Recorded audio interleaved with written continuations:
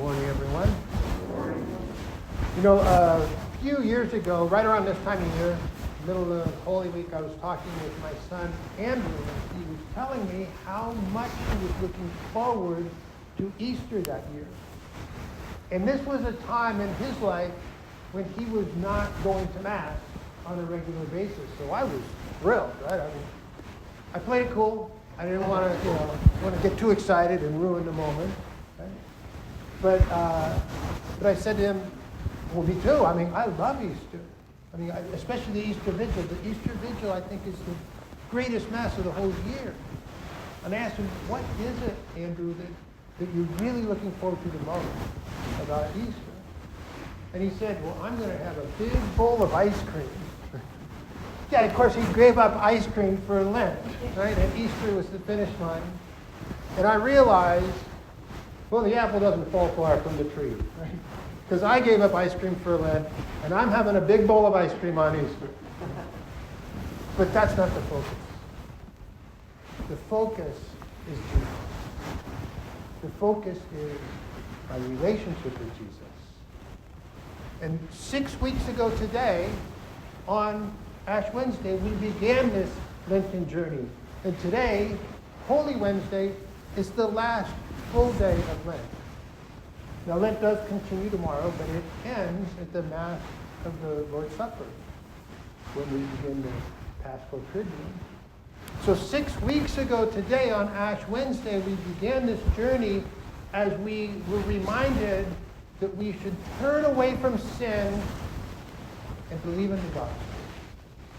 And today, on this final day of Lent, we were reminded of perhaps the most notorious sin in human history: the betrayal of Jesus by Judas.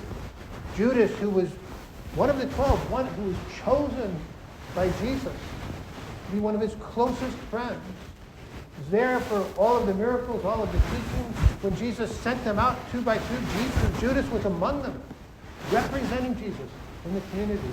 And yet, the evil one placed that seed of greed in his heart, and he nurtured it, and he allowed it to grow.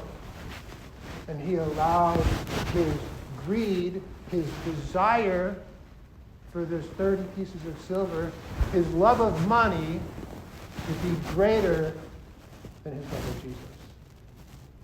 And that betrayal, that decision, had disastrous results for Judas. But his was not the only betrayal, was it? We know that Peter, the rock on whom Jesus built his church, Peter betrayed Jesus. He denied him 3 times.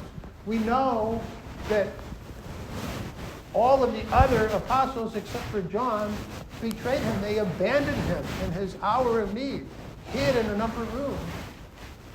And we know that you and I betray Jesus every time we sin. That's what sin is. It's a betrayal of Jesus. Now, I don't like to sin. I don't want to sin. I don't get up in the morning and say, oh boy, I'm going to sin today. Can't wait to start betraying Jesus. I don't do that. But I do sin. Part of the human condition. And when I betray Jesus.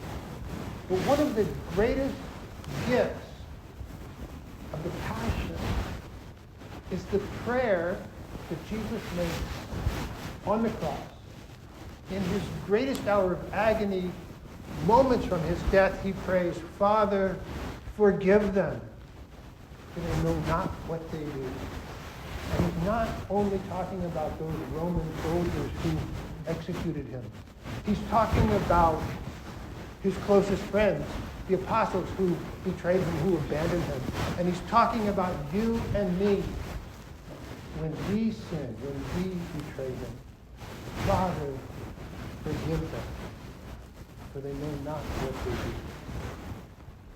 And so today, as we gather to share this sacred meal, as we prepare to celebrate the sacred Triduum, the Mass of the Lord's Supper, his passion, on Friday, and glorious resurrection on Easter. Let us pause for a moment and thank the Lord for that, the love, the mercy, the compassion that he shares with us so freely. Let us thank him for his forgiveness. And yes, I will also thank him for ice cream.